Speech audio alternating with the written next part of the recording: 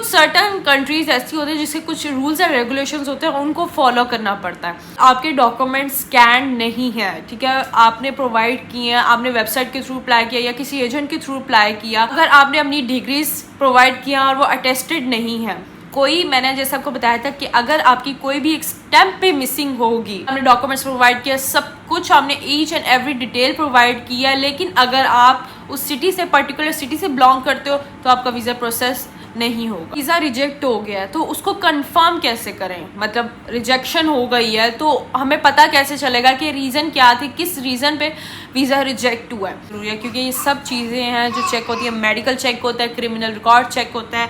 जी अस्सलाम वालेकुम everyone, welcome to a new informational video, welcome to a new day. उम्मीद करती हूँ कि आप सब खैरियत से होंगे, खुशबाश होंगे, अपने घरों में खूब एंजॉय कर रहे होंगे।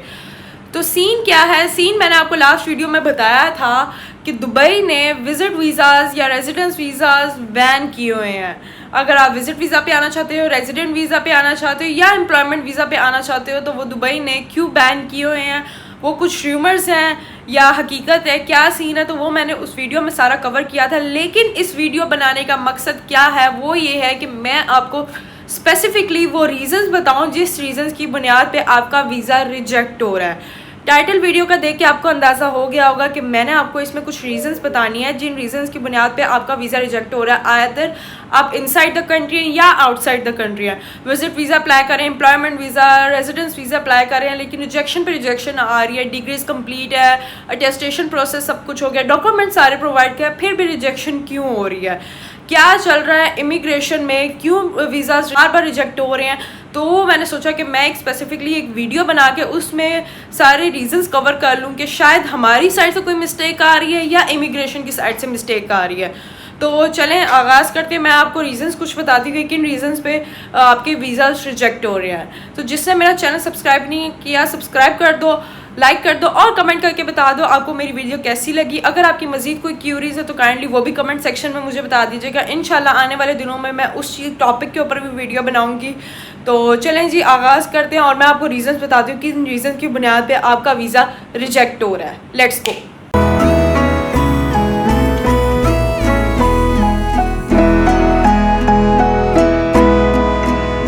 वीज़ा रिजेक्शन बेसिकली ये होता है, मैं आपको सिंपल वर्ड्स में बताती हूँ कि पर्टिकुलर कंट्री, जिस कंट्री के लिए आप अप्लाई कर रहे हो, वो आपको अलाउ नहीं करती अपने मुल्क में एंटर होने के लिए, ठीक है। उसकी कुछ रीज़न्स होती हैं, कुछ आपकी तरफ से रीज़न होती है, कुछ उस कंट्री की तरफ से होती हैं, ठीक है, जो आप फुलफ़िल नहीं कर पाते तो वो आपको अलाउ नहीं करती अपनी कंट्री में एंटर होने के लिए। फॉर एग्जांपल आप अगर यूएस के लिए अप्लाई करते हो तो आपका वीज़ा अगर रिजेक्ट हो जाता है तो आप उसको एक्सेप्ट करके वापस आ जाते हो। लेकिन कुछ सर्टन कंट्रीज़ ऐसी होती है जिसके कुछ रूल्स एंड रेगुलेशंस होते हैं, उनको फॉलो करना पड़ता है। रूल्स एंड रेगुलेशंस में बेसिकली ये चीज़ आती है कि आपने अपने डॉक्यूमेंट्स प्रोवाइड किए हैं, ठीक है, आपने अपने सारे डॉक्यूमेंट्स प्रोवाइड किए, डिग्री से टेस्टेड है, फिर भी आपका वीज़ा एक्सेप्ट नहीं हो रहा, तो वो क्या उनके पर्टिकुलर कंट्री की क्या वो डिमांड है, क्या वो रूल्स हैं जिनको आप फॉलो नहीं कर पा रहे। जब आपको एक रिजेक्शन मिल जाती है, ठीक है, तो ऑब्वियस सी बात है कि आपका वीज़ा प्रोसेस नहीं हो पाता। तो वीज़ा किन रीजंस की बुनियाद पे प्रोसेस नहीं हो पाता वो मैं आपको बताऊंगी, ठीक है। उसमें कुछ मेडिकल इश्यूज भी हो सकते हैं, कुछ सिक्योरिटी इश्यूज भी हो सकते हैं, कुछ आपके डॉक्यूमेंट्स का भी प्रॉब्लम हो सकता है। अगर फॉर एग्जांपल आपके डॉक्यूमेंट स्कैन नहीं है, ठीक है, आपने प्रोवाइड किए हैं, आपने वेबसाइट के थ्रू अप्लाई किया या किसी एजेंट के थ्रू अप्लाई किया, विजिट वीज़ा तो ऑब्वियसली आप किसी एजेंट के थ्रू अप्लाई करते हैं, ठीक है। अगर आपने वीज़ा अप्लाई किया और आपके जो डॉक्यूमेंट्स हैं वो प्रॉपरली स्कैन नहीं है तो आपका वीज़ा रिजेक्ट हो जाएगा, ठीक है। सेकेंडली, अगर आपने अपनी डिग्रीज प्रोवाइड किया और वो अटेस्टेड नहीं है, कोई, मैंने जैसे आपको बताया था कि अगर आपकी कोई भी एक स्टैम्प पे मिसिंग होगी, ठीक है, वहाँ पे एक लिखा होता है, डॉक्यूमेंट के ऊपर लिखा होता है फॉर एग्जाम्पल अटेस्टेड और स्टैम्प नहीं लगी हुई पर्टिकुलर डिपार्टमेंट की, तो आपका वीज़ा फुली रिजेक्ट हो जाएगा। आपने अपनी पासपोर्ट साइज फ़ोटो प्रोवाइड नहीं की, ठीक है, आप कोई डॉक्यूमेंट मिस हो गया तो आपका वीज़ा रिजेक्ट हो जाएगा। इसके अलावा अगर आपने कोई टाइपिंग मिस्टेक की है, अगर आपने अपने नाम में आपका पासपोर्ट पे कोई स्पेलिंग ऊपर नीचे हो गया है, ठीक है, या आपके डॉक्यूमेंट्स में कोई स्पेलिंग ऊपर नीचे हो गया, आपके नाम में कोई इशू आ गया, टाइपिंग इशू आ गया है, ठीक है, आपकी अपनी साइड से, तो आपका वीज़ा रिजेक्ट हो गया। अगर ये इशू एजेंट की साइड से आया है तब भी ऑब्वियसली आपका वीज़ा रिजेक्ट ही होगा, ठीक है। कुछ ऐसा होता है कि कुछ आप वीज़ा अप्लाई करते हैं, जैसे एम्प्लॉयमेंट वीज़ा आप अप्लाई कर रहे हो, ठीक है, और उसके अंदर कोई डॉक्यूमेंट मिस आ गया तो भी आपका वीज़ा रिजेक्ट है। जैसे कि मैंने आपको कुछ बताया था कि कुछ पर्टिकुलर सिटीज़ हैं पाकिस्तान के जो बैन है यूएई में, अगर आप उन सिटीज़ से बिलोंग करते हो तब भी आपका वीज़ा प्रोसेस नहीं होगा। उन सिटीज़ में टोटल 24 सिटीज़ आते हैं, 24 शहर हैं जिनके वीज़ा करंटली बैन है यूएई में। तो अगर आप उन सिटीज़ से बिलोंग करते हो तो भी आपका वीज़ा प्रोसेस नहीं होगा। अगर आपने डॉक्यूमेंट्स प्रोवाइड किया, सब कुछ आपने each and every detail provide किया, लेकिन अगर आप उस सिटी से, पर्टिकुलर सिटी से बिलोंग करते हो तो आपका वीज़ा प्रोसेस नहीं होगा। अच्छा, यहाँ पे एक सवाल आता है कि अगर आपका वीज़ा रिजेक्ट हो गया है तो उसको कंफर्म कैसे करें, मतलब रिजेक्शन हो गई है तो हमें पता कैसे चलेगा कि रीज़न क्या थी, किस रीज़न पे वीज़ा रिजेक्ट हुआ है। तो रीज़न आपको आपका एजेंट या आपका पीआरओ बता सकता है, पब्लिक रिलेशनशिप ऑफिसर, ठीक है। अगर आपने विजिट वीज़ा अप्लाई किया तो आप ऑब्वियसली किसी एजेंट के थ्रू अप्लाई करते हो, ठीक है, तो वो आपको रीज़न बता सकता है। यूजुअली ये होता है कि रीज़न आपको बताई नहीं जाती, ठीक है, लेकिन आपको पूछना ज़रूरी है क्या ये रीज़न क्या है, कोई मेरी डॉक्यूमेंट मिसिंग था, कोई टाइपिंग इशू था आपकी साइड से या फिर मेरी साइड से, तो काइंडली मुझे बताएं कि मेरा वीज़ा क्यों रिजेक्ट हुआ है, ठीक है। तो वो अपने सिस्टम में चेक करते हैं और सिस्टम में आपको देख के बता सकते हैं, क्योंकि जब आपका वीज़ा रिजेक्ट होता है तो आगे रीज़न मेंशन होती है सिस्टम में, ठीक है, कि किस बेस पे वीज़ा रिजेक्ट हुआ। आइदर डॉक्यूमेंट मिसिंग था, either it could be a typing problem, typing issue, ठीक है, और या फिर आपने कोई फ़ोटो प्रोवाइड नहीं की, कुछ ऐसा हो गया, तो वो आपको आपका एजेंट या आपका पीआरओ आपको कंफर्म कर देगा कि किस रीज़न की बुनियाद पे आपका वीज़ा रिजेक्ट हुआ है, ताकि आप नेक्स्ट टाइम अपने वो डॉक्यूमेंट्स कंप्लीट करें, अपना वो इशू रिजॉल्व करें और आप दोबारा अप्लाई कर सकें। एक और सवाल आता है कि अगर आपका वीज़ा रिजेक्ट हो गया, आपने एजेंट के थ्रू पैसे लगा के आपने अपना वीज़ा अप्लाई किया था और वो रिजेक्ट हो गया, तो क्या वो रिफ़ंडेबल है? क्या वो जो आपने पैसे भरे थे और आपका वीज़ा रिजेक्ट हो गया, क्या वो पैसे रिफ़ंडेबल होंगे? नो, वीज़ा के पैसे रिफ़ंडेबल नहीं होंगे। हाँ, कुछ एजेंट्स ये काम करते हैं कि वो एज अ सिक्योरिटी कुछ अमाउंट अपने पास रख लेते हैं, ठीक है, तो वो जो आपने सिक्योरिटी आपने किसी एजेंट को प्रोवाइड की होगी वो आपको ऑब्वियसली रिफंडेबल है, वो आपको वापस मिलेगी। लेकिन जो आपकी कॉस्ट वीज़ा पे प्रोसेस करवाने पे आई वो रिफंडेबल नहीं होगी। आइदर उसमें आपके एजेंट का इशू आया था, एजेंट ने कोई टाइपिंग मिस्टेक की थी, या आपकी अपनी तरफ से हुआ, तब भी वो पैसे रिफंडेबल नहीं होंगे।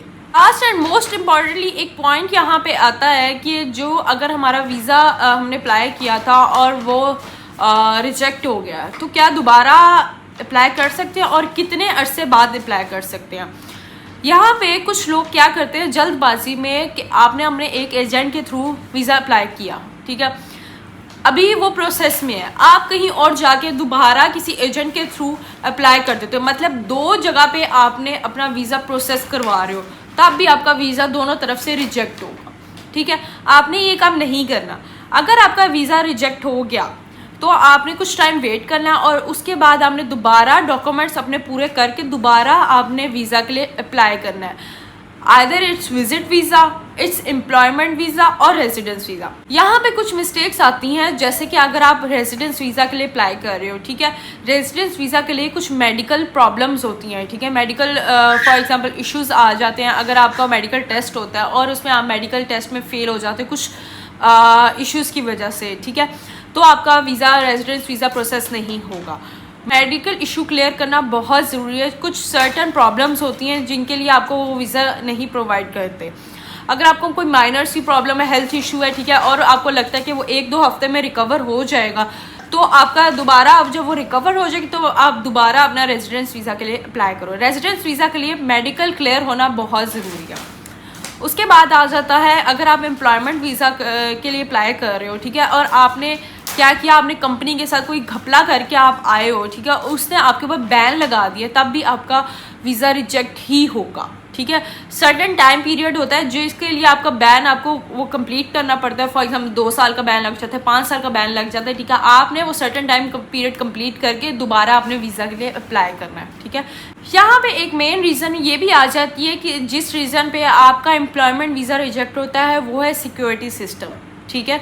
सिक्योरिटी सिस्टम में अगर आपका कोई बैक पे कोई क्रिमिनल रिकॉर्ड नहीं है, ठीक है, अगर आप नहीं किसी कंट्री में आपका कोई पीछे क्रिमिनल रिकॉर्ड रहा है, ठीक है, तब भी आपका वीज़ा रिजेक्ट हो जाएगा, ठीक है। क्रिमिनल रिकॉर्ड आपको क्लियर करना बहुत ज़रूरी है, क्योंकि ये सब चीज़ें हैं जो चेक होती है। मेडिकल चेक होता है, क्रिमिनल रिकॉर्ड चेक होता है, ठीक है, आपका टाइपिंग मिस्टेक्स चेक होती है, डॉक्यूमेंट्स आपके चेक होते हैं, पासपोर्ट साइज आपकी फ़ोटो चेक होती है, ठीक है। ये सब डॉक्यूमेंट्स आपके कंप्लीट होने चाहिए, तब आपका वीज़ा बिल्कुल भी रिजेक्ट नहीं होगा। अच्छा जी, ये थी मेरी वीडियो, मैंने जिसमें कवर किया, आपको बताया कि कौन से रीजंस है जिन रीजंस की बुनियाद पे वीज़ाज रिजेक्ट हो रहे हैं, ठीक है।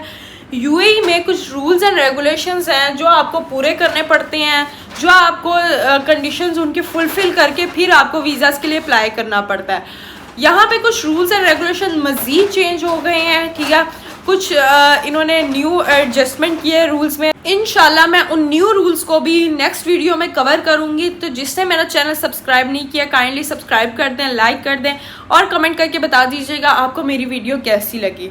उम्मीद करती हूँ आपको मेरी वीडियो अच्छी लगी होगी। अगर मज़ीद आप इस टाइप का कोई कंटेंट चाहते हैं तो काइंडली मुझे कमेंट करके बता दीजिएगा।